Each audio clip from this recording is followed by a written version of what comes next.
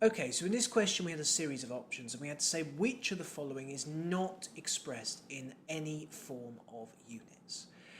And the correct answer to this question was index numbers. We know that index numbers are not expressed in any particular units, particularly percentage units, because they're just showing proportional changes relative to the base year of that data series.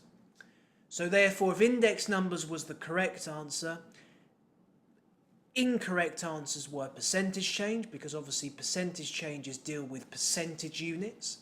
GDP per capita, which is in terms of currency units, because you're looking at the average level of well-being and the level of living for a particular person in the country by doing the GDP divided by the total population.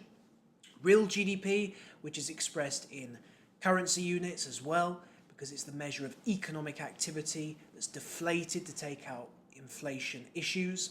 And then nominal GDP, which is the nominal measure of economic activity, which is again in currency units, but includes price changes as well. So those are the answers for this question.